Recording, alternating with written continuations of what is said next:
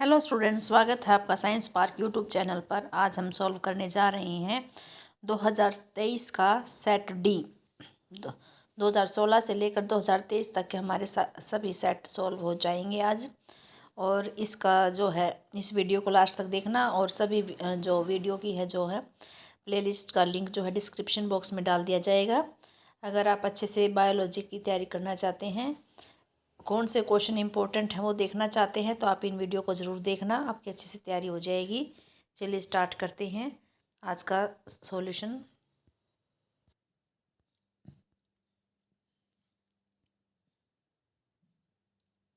देखिए, पहला section A है ऑब्जेक्टिव टाइप क्वेश्चंस। इसमें पहला क्वेश्चन है, which of the following autosomal linked recessive trait, इनमें से ऑटोसोमल रिसेसिव ट्रेट कौन सा है।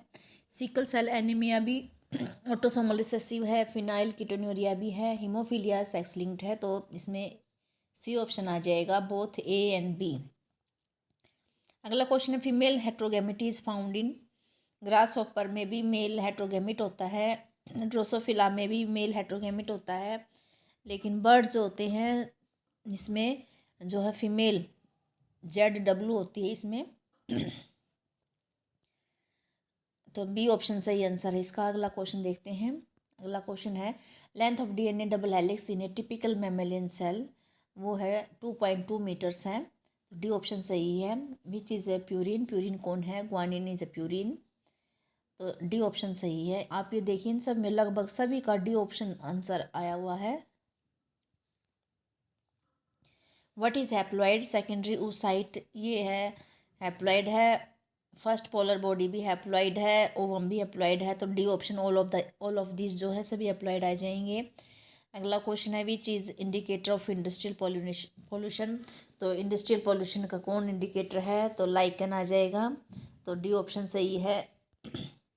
Malaria is caused by the protozoan, तो डी ऑप्शन आ जाएगा। Which is lepidopteran, armyworms are the lepidopterans, और डी ऑप्शन सही है। सभी का लगभग सभी देखें, सबकी डी ऑप्शन है इसमें आंसर में। Name the bacteria from which thermostat DNA polymerase is isolated, तो थर्मस एक्वेटिकस आ जाएगा। इस बैक्टीरिया का नाम थर्मस एक्वेटिकस है।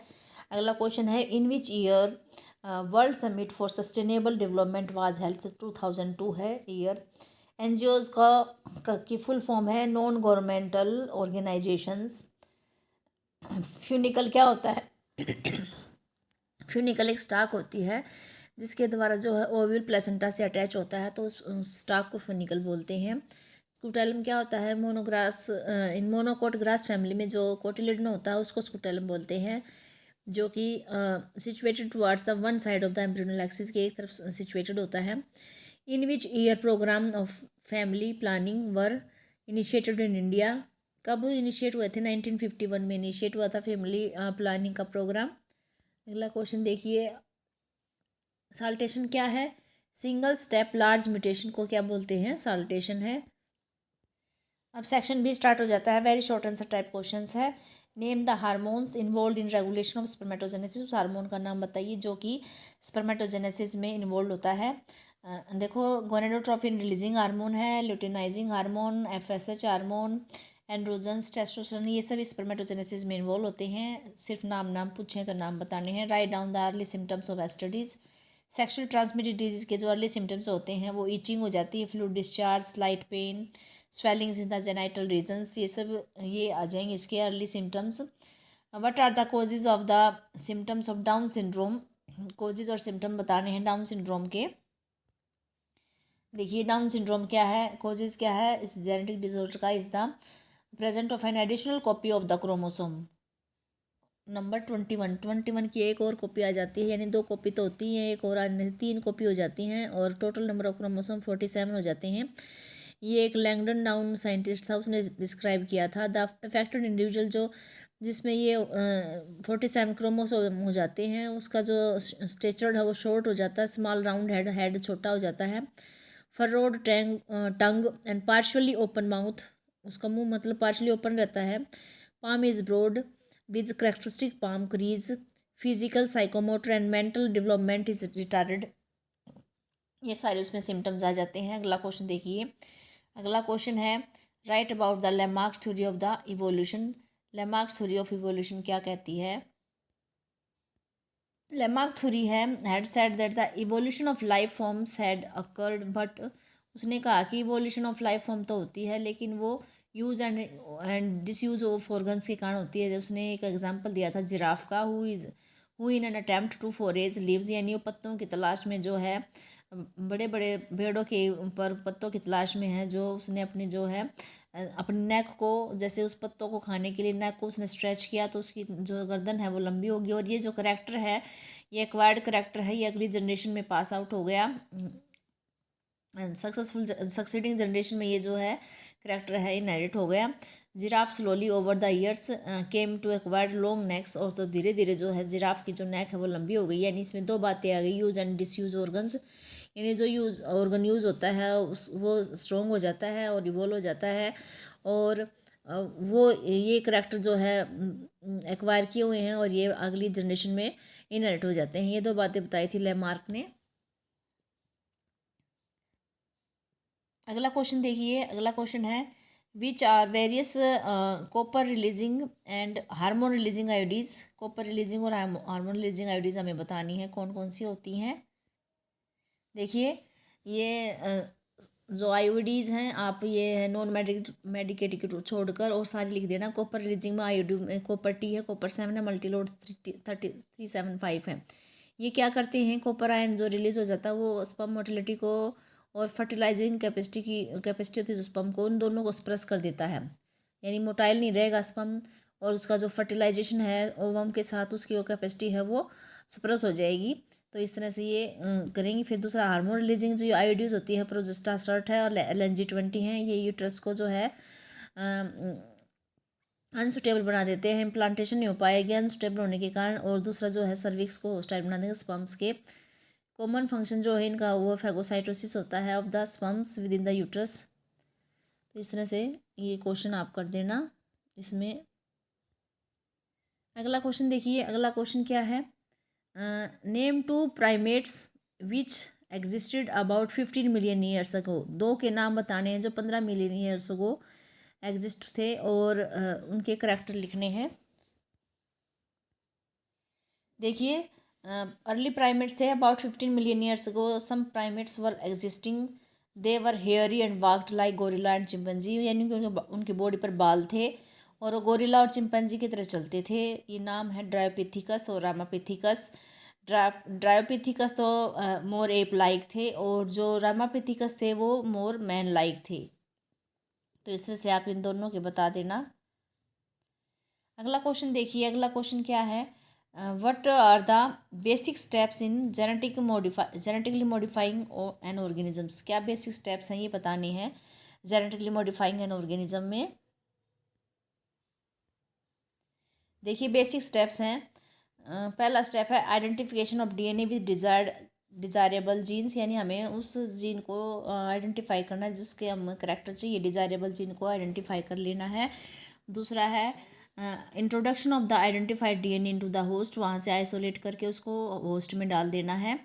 फिर तीसरा है मेंटेनेंस ऑफ इंट्रोड्यूस्ड DNA, हमने जो DNA को डाला है उसको मेंटेनेंस करना है in the host. And transfer of the DNA to its progeny, फिर अगली प्रोजनी में उस DNA को ट्रांसफ़र करना है। तो ये तीन हैं जो बेसिक स्टेप्स हैं जेनेटिकली मॉडिफाइड ऑर्गेनिज्म में। अगला क्वेश्चन देखिए, अगला क्वेश्चन क्या है, in which food lactic acid bacteria are present. कौन से फूड में लैक्टिक एसिड प्रेजेंट होते हैं। राइट देयर यूज़फुल एप्लीकेशंस, और उनकी यूज़फुल एप्लीकेशन लिखिए। देखिए इन विच फूड तो कर्ड लिखा है यहाँ पर, कर्ड में प्रेजेंट होते हैं लैक्टिक एसिड बैक्टीरिया और इनके एप्लीकेशंस क्या है। एक तो ये मिल्क को कर्ड में कन्वर्ट कर देता है लैक्टिक एसिड बैक्टीरिया। दूसरा क्या है, ये न्यूट्रिशनल क्वालिटी को इम्प्रूव कर देता है कर्ड की, जैसे कि उसमें विटामिन B12 की जो है उस मात्रा बढ़ा देता है। तीसरा है हमारे स्टमक के अंदर जो है ये वेरी बेनिफिशियल रोल प्ले करते हैं इन checking disease causing microbes, disease causing microbes की ये ग्रोथ को रोक देते हैं। तो इस तरह से ये जो है अपना लैक्टिक एसिड बैक्टीरिया अपना फंक्शन करते हैं। तो अगला क्वेश्चन देखिए क्या है, सेक्शन C स्टार्ट हो गया है, शॉर्ट आंसर टाइप क्वेश्चन है। पहला क्वेश्चन है describe the structure of megasporangium. Megasporangium का स्ट्रक्चर को डिस्क्राइब करना है। मेगास्पोरेंजियम को ओव्यूल भी बोलते हैं। चलिए देखते हैं, पहले डायग्राम देख लेते हैं एक बार, हमें स्ट्रक्चर को डिस्क्राइब करना है। देखिए ये हाइलम दिखा रखा है, ये फिनिकल वो स्टाक होती है जो ओव्यूल और प्लेसेंटा को जोड़ने का काम करती है। माइक्रोपाइलर एंड है, फिर माइक्रोपाइलर पोल है। इंटेगुमेंट दिखा रखे हैं, दो आउटर इंटेगुमेंट और इनर इंटेगुमेंट। फिर न्यूसेलस दिखा रखा है, फिर एम्ब्रियो सैक दिखा रखा है। नीचे वाला चैलेजल पोल है, ऊपर वाला माइक्रोपाइल पोल था, पाइलर पोल था। इसका देख लेते हैं। जो मेगास्पोरेंजियम ओव्यूल है ये स्मॉल होता है structure attach to the placenta by means of a stalk called funicle. The body of the ovule fuse with the funicle in the region called hilum. तो जो ओव्यूल की बॉडी जो है fuse हो जाती है फ्यूनिकल के साथ, वहाँ जहाँ फ्यूजन होता है उसको हाइलम बोल देते हैं। दस the hilum represents the junction between the ovule and funicle. तो ये हाइलम क्या रिप्रेजेंट करता है, ओव्यूल और फ्यूनिकल के बीच का जंक्शन होता है। ईच ओव्यूल हैज़ वन और टू मोर प्रोटेक्टिव इंटेगुमेंट्स। उनके बाहर जो एनविलोप होते हैं वो एक भी हो सकती है, दो भी हो सकती है। यहाँ पर जो है integuments encircle the nucellus except at the tip. जो है इंटेगुमेंट्स न्यूसेलस को चारों तरफ से घेरे रहते हैं, लेकिन बस एक जगह है स्मॉल ओपनिंग होती है वहाँ पर माइक्रोपाइलर एंड की तरफ, वहाँ से वो ओपन होता है।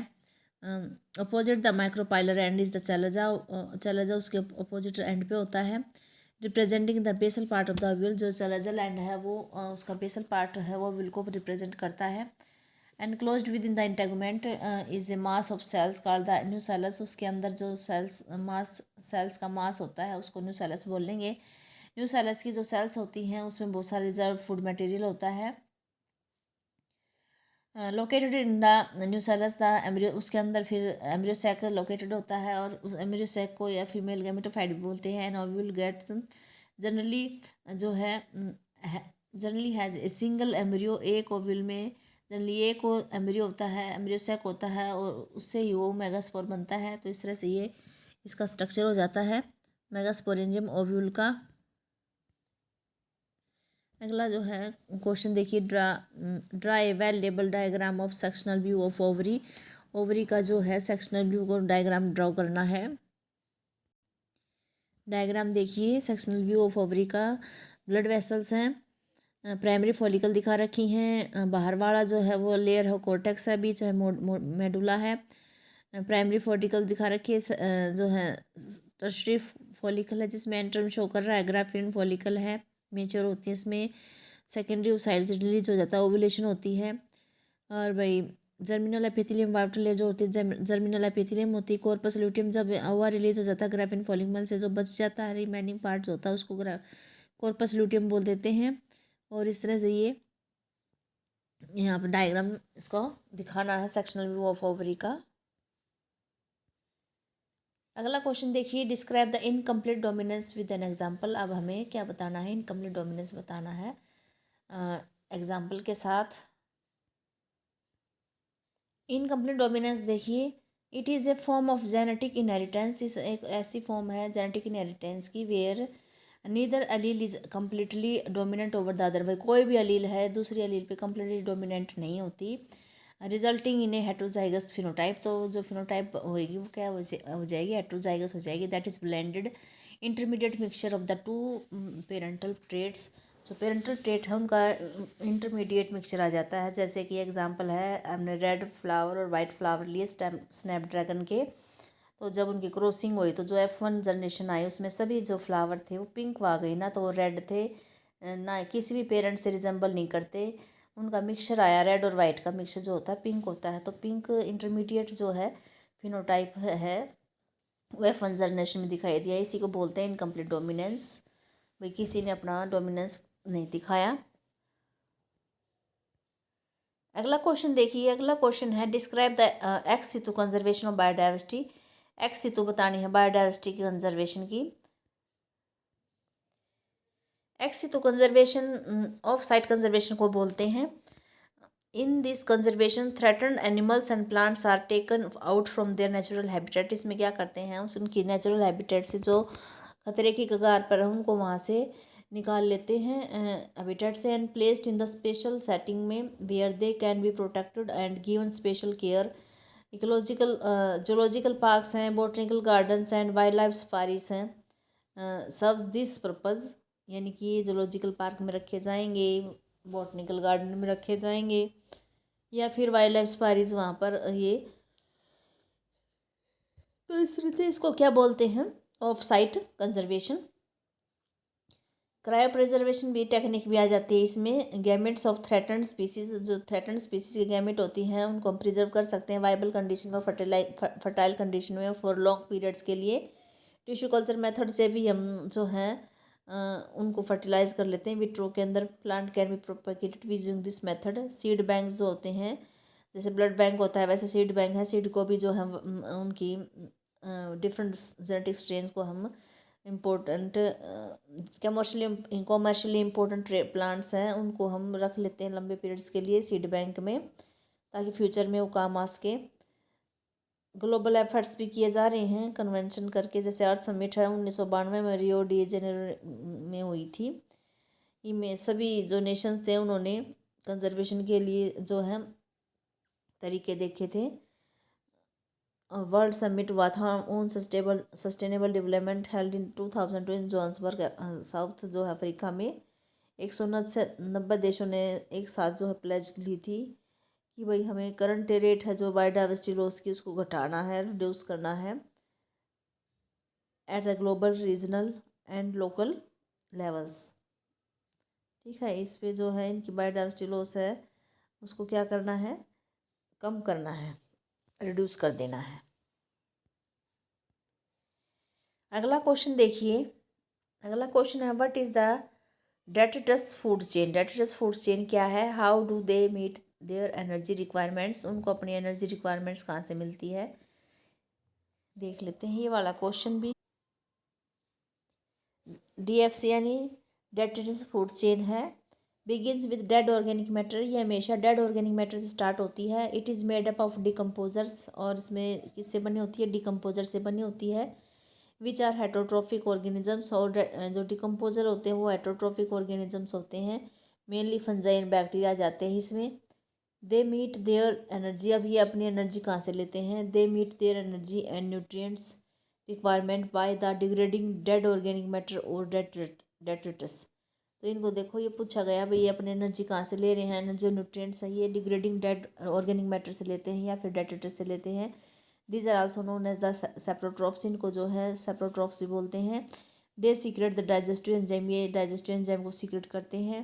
That break down the dead and waste material, जो कि ब्रेक डाउन करते हैं डेड को भी और वेस्ट मटेरियल को इनटू सिंपल और inorganic materials which are subsequently absorb them, जो कि इसको फिर से अब्जॉर्ब कर लेते हैं। सिंपल इनऑर्गेनिक में कन्वर्ट कर दिया, ऑर्गेनिक को फिर वो फिर प्लांट्स द्वारा जो है अब्जॉर्ब कर लिया जाता है। इस तरह से ये डेट्रिटस फूड चेन चलती रहती है। अगला क्वेश्चन जो है अभी हमारे सिलेबस में नहीं है, how do we maintain a constant body temperature in summer and winter, ये अब सिलेबस में नहीं है। अगला है write about the primary treatment of the sewage water, sewage water के प्राइमरी ट्रीटमेंट के बारे में बताना है। प्राइमरी ट्रीटमेंट क्या कहती है, these treatment steps basically involve, इसमें क्या होता है फिजिकल रिमूव करते हैं हम पार्टिकल्स का large and small from the sewage through the filtration and sedimentation, छोटे हैं या बड़े हैं जो भी उनको उनका फिजिकली रिमूव करते हैं फिल्ट्रेशन और सेडिमेंटेशन के द्वारा। These are removed in the stages, ये इनको स्टेज में रिमूव करते हैं, एक साथ ऐसे ही नहीं होता। जैसे कि पहले हम करेंगे फ्लोटिंग डेब्रिज जो तैर रही हैं पानी के ऊपर, उन फ्लोटिंग डेब्रिज को रिमूव कर देंगे सिक्वेंशियल फिल्ट्रेशन के द्वारा। फिर उसके बाद क्या करते हैं, grit soil and small pebbles हैं वो रिमूव किए जाते हैं सेडिमेंटेशन के द्वारा। सेडिमेंटेशन जब नीचे बैठ जाते हैं ये तब उनको वहाँ से रिमूव कर देते हैं। All solids that settle from the primary sludge, जितने भी सॉलिड्स हैं वो जो नीचे बैठ जाते हैं फॉर्म द प्राइमरी, वो सभी प्राइमरी स्लज बनाते हैं। And the supernatant forms the effluent, दो चीज़ें बनती हैं, यानी कि जो जब हम पानी को थोड़ी देर के लिए रखते हैं जो नीचे चीज़ बैठ जाती है वो प्राइमरी स्लज होता है, और जो ऊपर लिक्विड होता है जो ऊपर आ जाता है वो हो जाता है इफ्लुएंट। फिर यहाँ से इफ्लुएंट जो है सेकेंडरी ट्रीटमेंट के लिए जाएगा सेटलिंग टैंक में। इस तरह से प्राइमरी ट्रीटमेंट में हम फिजिकल रिमूवल कर देते पार्टिकल्स का। अगला क्वेश्चन देखिए, how is bacteria cell made competent to take up DNA. बहुत इंपॉर्टेंट क्वेश्चन है, बहुत बार पूछा गया है ये क्वेश्चन, फ्रीक्वेंटली आस्क्ड क्वेश्चन है, बहुत से उसमें पूछा गया है।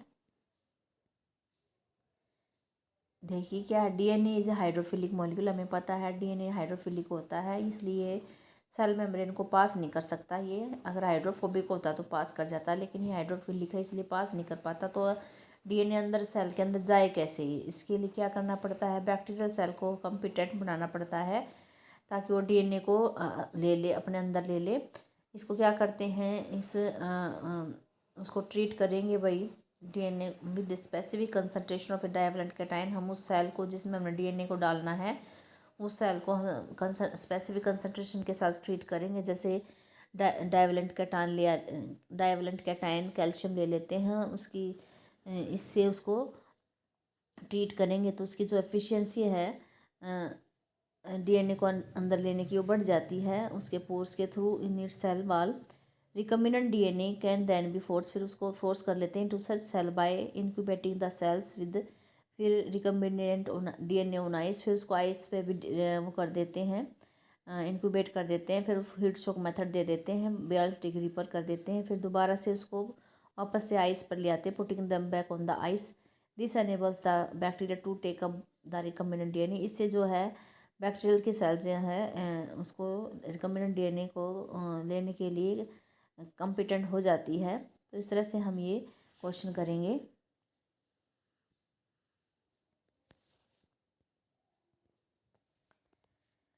अब देखिए सेक्शन डी स्टार्ट हो जाता है। लॉन्ग आंसर टाइप क्वेश्चंस हैं, इसमें 3 क्वेश्चंस हैं, 2 में इंटरनल चॉइस दे रखी है, 1 में नहीं है। तो पहला वाला क्वेश्चन है, write down the salient features of genetic code. Genetic code के सैलिएंट फीचर लिखने हैं। ये भी कई बार क्वेश्चन पूछा गया है, इंपॉर्टेंट क्वेश्चन है। ट्रांसलेशन भी पूछा गया है, इसके इंटरनल चॉइस में ट्रांसलेशन है, या तो आप जेनेटिक कोड वाला करना या ट्रांसलेशन करना। देख लेते हैं। जेनेटिक कोड है, the relationship between nucleotide triplets and the amino acids is called the genetic code. It determines the sequence of amino acids in protein that are synthesized. ये क्या करता है, अमीनो एसिड के सीक्वेंस को determine करता है protein के अंदर। अब इसके सेलेंट फीचर्स देख लेते हैं क्या है। कोडोन इज ट्रिपलेट, कोडोन जो है ट्रिपलेट की फॉर्म में होता है। 61 कोडोन्स है जो कि कोड करता है अमीनो एसिड के लिए।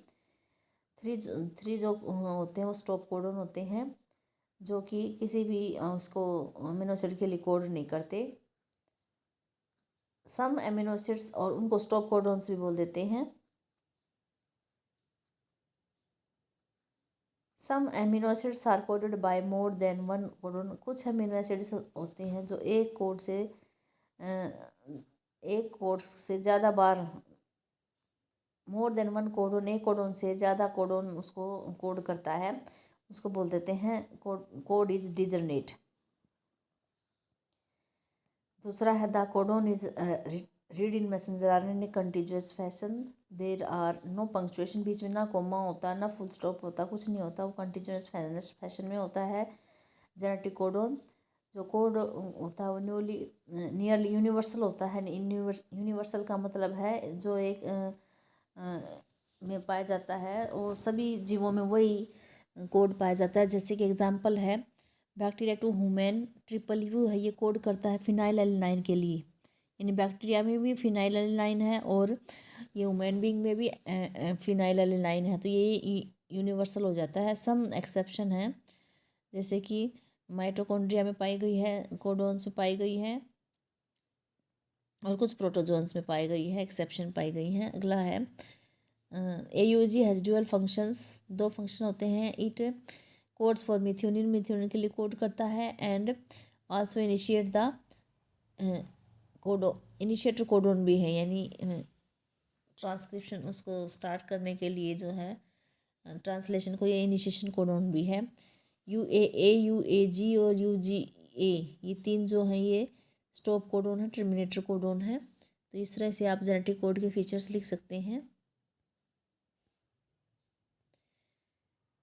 अगला क्वेश्चन देखिए, अगला क्वेश्चन है ट्रांसलेशन। ट्रांसलेशन क्या होता है? It is a process of polymerization of amino acids to form a polypeptide. Polypeptide chain बनाने का प्रोसेस होता है और अमीनो एसिड्स हैं पॉलीमराइज हो जाते हैं और फिर ये पॉलीपेप्टाइड चेन बना देते हैं। दिस प्रोसेस अकर्स, यह प्रोसेस साइटोप्लाज्म में होता है। सेलुलर फैक्ट्री जो होती है इसके लिए जो रिस्पॉन्सिबल होती है, प्रोटीन इज राइबोसोम। इसमें जो फैक्ट्री होती है जहाँ पर प्रोटीन बनना होता है वो राइबोसोम होती है। राइबोसोम में जो है दो वो होते हैं, स्ट्रक्चरल आरएनएज होते हैं और अबाउट 80 डिफरेंट प्रोटीन इसमें होते हैं इन इट्स इनएक्टिव स्टेट में। जब ये इनएक्टिव स्टेट होता है, it exist as two sub unit, से दो सब यूनिट की तरह एक्ट करता है, a large sub unit and a small sub unit. Messenger RNA carries the genetic code from DNA in the form of codons. तो वो जो messenger RNA किस फॉर्म में कोड को जो है कैरी करेगा, डीएनए को जी कोडोन। फिर ट्रांसफर आरएनए है। ट्रांसफर आरएनए क्या करता है? स्पेसिफिक अमीनो एसिड को लेके आता है राइबोसोम तक और मैच करेगा anticodon to the messenger RNA codon. यानी कि इसमें मैसेंजर आरएनए का भी फंक्शन है, ट्रांसफर आरएनए का भी फंक्शन है। फिर आगे देखते हैं 3 स्टेप होते हैं इसके, initiation, elongation and termination. Translation के जो हैं 3 स्टेप होते हैं। पहला है इनिशिएट करना, फिर उसको एलोंगेट करना, फिर तीसरा है जो था टर्मिनेशन। जो पहला देख लेते हैं, first of all charging of transfer RNA occur. सबसे पहले क्या होता है, ट्रांसफर आरएनए का जो है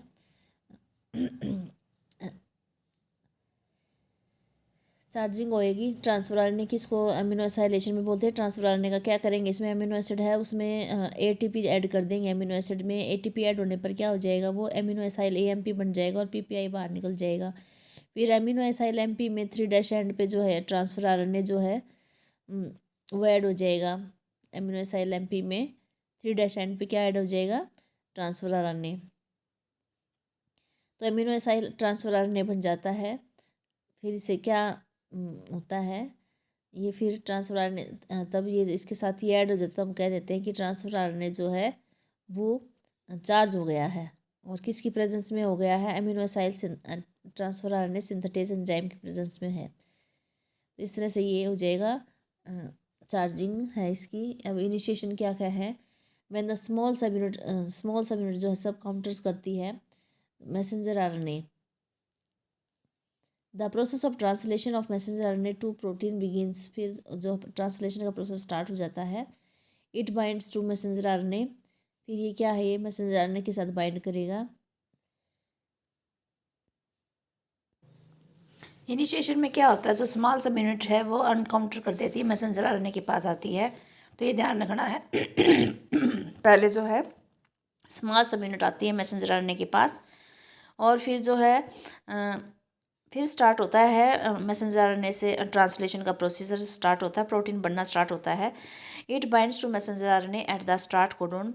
जो स्मॉल सब यूनिट है वो मैसेंजर आरएनए के जो है स्टार्ट कोडोन पे से बाइंड होएगी, एयूजी के साथ बाइंड होएगी मिथ्योनिन से। It is recognized only by the initiator transfer. और इसको सिर्फ इनिशिएटर ट्रांसफर आरएनए ही रिकॉग्नाइज करेगा। Initiator transfer RNA always bind to P site of the large sub unit. अब हमें ये पता होना चाहिए जो लार्ज सब यूनिट की होती हैं उसकी 3 साइट होती हैं, ए साइट, पी साइट और एक ई साइट भी होती है। ई साइट तुम्हारे उसमें दिखानी रखी है, बड़े लेवल पे है मतलब कि, तो यहाँ तुम्हारे उसमें ए और पी साइट के बारे में ही बता रखा है। तो जो पी साइट है, इनिशिएटर जो ट्रांसफर आरएनए है वो हमेशा पी साइट से बाइंड होता है, ये अच्छे से ध्यान रखना है।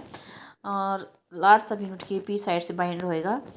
फिर सब्सिक्वेंट चार्ज ट्रांसफर आरएनए और जो फिर उसके बाद जितने भी चार्ज ट्रांसफर आरएनए आएंगे वो ए साइड से बाइंड होंगे। ये 2 बात तो अच्छे से ध्यान रख लेना। P site hold the growing chain of polypeptide. जो पी साइट है उसका क्या काम है, फिर वो ग्रोइंग चेन को जो है होल्ड करके रखता है। एलोंगेशन में क्या होगा, ribosome move along the messenger RNA. जो राइबोसोम है वो मैसेंजर आरएनए के अलोंग मूव करता जाएगा 5 to 3 डायरेक्शन में। ट्रांसफर आरएनए जो है वो स्पेसिफिक अमीनो एसिड को लेके आता जाएगा और ए साइट पे जो है ए साइट पे लेके आएगा। पहले वाला तो याद रखना पी साइट से, इनिशिएटर ट्रांसफर आरएनए जो है पी साइट से ही जुड़ेगा, और जो सब्सिक्वेंट है वो ए साइट पे आते जाएंगे, जुड़ते जाएंगे, और जो पॉलीपेप्टाइड चेन है वो लंबी होती जाएगी और दो अमीनो एसिड के बीच में पेप्टाइड बॉन्ड बन जाएगा। Transfer RNA in the P site releases polypeptide. जब ट्रांसफर आरएनए है पी साइट पे जो है रिलीज हो जाता है polypeptide chain to the amino acid in A site, वो क्या करता है पी साइट वाला ए साइट पे भेज देता है, और ए साइट पे जो आया है ट्रांसफर आरएनए उसके साथ दोनों मिलकर एमिनो एसिड पेप्टाइड बॉन्ड से फिर उसको क्या कर देता है, बॉन्ड बन जाएगा और वो चेन लंबी होती जाएगी, बिकमिंग डी एसाइलेटेड। और जो ट्रांसफर आरएनए है जब उसको ए साइट पे भेज देता है तो खुद डी एसाइलेटेड हो जाता है और वो उस राइबोसोम को छोड़ देता है। When two amino acids brought close to each other, peptide bond formed. During this stage, complex is composed of an amino acid जो complex बनता है amino acid linked to transfer RNA, यानी amino acid transfer RNA से linked है, sequentially bind to the appropriate codon, और फिर वो messenger RNA के कोडोन से sequentially bind होता चला जाएगा और एक complementary base pair बनता जाएगा with the transfer RNA anticodon. Ribosome move from codon to codon and along the messenger RNA, amino acids are added one by one, translated into polypeptide sequences. इस तरह से ये लंबी चेन होती चली जाएगी। फिर टर्मिनेशन में क्या हुआ, जब स्टॉप कोडोन, 3 स्टॉप कोडोन है, जब वो आ जाते हैं एंटर कर देते हैं ये साइट पे UAA UAG UGA, अब उनके लिए कोई भी ट्रांसफर आरएनए एग्जिस्ट नहीं करता, इसलिए चेन यहीं जो ट्रांसलेशन यहीं स्टार्ट बंद हो जाती है।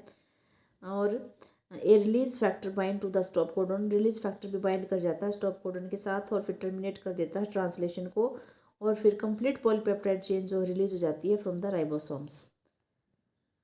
ये देखिए जैसे यहाँ ए साइट और पी साइट लिख रखा है, एक और ई साइट भी होती है जहाँ पर जाकर वो ट्रांसफर आरएनए रिलीज होता है, एग्जिट होता है। तो यहाँ पर मैंने पहले बताया है कि जो इनिशिएट ट्रांसफर आरएनए होगा, जो सबसे पहला ट्रांसफर आरएनए होगा वो इस पी साइड से आके बाइंड होगा, जो सब्सिक्वेंट चार्ज ट्रांसफर आरएनए है वो ए साइड से बाइंड होंगे। जब पी पर भी आ जाएगा इनिशिएटर, फिर ए पर भी आ जाएगा, फिर क्या होगा, जो पी वाला है वो आ जाएगा ए पर, पी वाला अमीनो एसिड जो है ए पर आ जाएगा।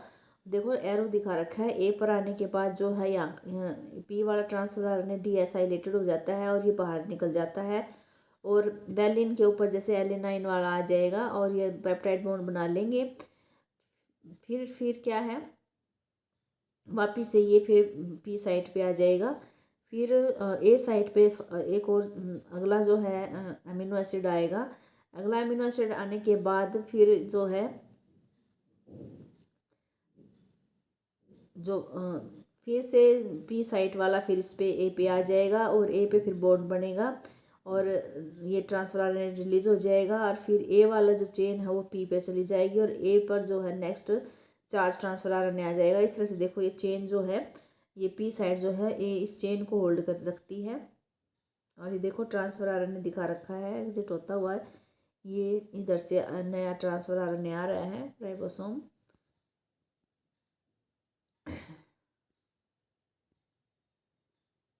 अगला क्वेश्चन है write about the causes and treatment of cancer. Causes है बताने हैं और क्या कारण है और क्या उसकी ट्रीटमेंट करेंगे कैंसर डिजीज़ में। देखिए कोजेज में सबसे पहले तो हमें कार्सिनोजेंस के बारे में बता देना है। कार्सिनोजन क्या होते हैं, कैंसर कोजिंग एजेंट्स को क्या बोलते हैं, carcinogens. Transformation of normal cell into cancerous neoplastic cells में भी, ये जब ट्रांसफॉर्मेशन नॉर्मल सेल जब कैंसर सेल में कन्वर्ट होती है तो वो किस कारण से होती है, 3 कारण दे रखे हैं, फिजिकल कार्सिनोजेंस, केमिकल कार्सिनोजेंस और बायोलॉजिकल कार्सिनोजेंस, या इनको एजेंट्स भी बोल सकते हैं। तो सबसे पहले जो फिजिकल हमारे कार्सिनोजेंस हैं उसमें रेडिएशंस आ जाती हैं, आयोनाइजिंग रेडिएशंस आ गई, आयोनाइजिंग रेडिएशंस में एक्सरेज हो गई, गामा रेज हो गई। और जो नॉन आयोनाइजिंग रेडिएशंस हैं, आयोनाइजिंग का मतलब उसमें आयन निकलते हैं एक्सरेज में, गामा रेज में से। नॉन आयोनाइजिंग का मतलब है अल्ट्रावायलेट रेज है, और जो कि डीएनए को डैमेज कर देता है और इससे न्यूप्लास्टिक ट्रांसफॉर्मेशन हो जाती है। यानी अल्ट्रावायलेट रेज जब डीएनए पर पड़ती है तो डीएनए में कुछ ना कुछ म्यूटेशन हो जाती है और वो कैंसरस सेल में कन्वर्ट हो जाते हैं। ये तो लिखना है आपने फिजिकल के बारे में। फिर केमिकल के बारे में आता है।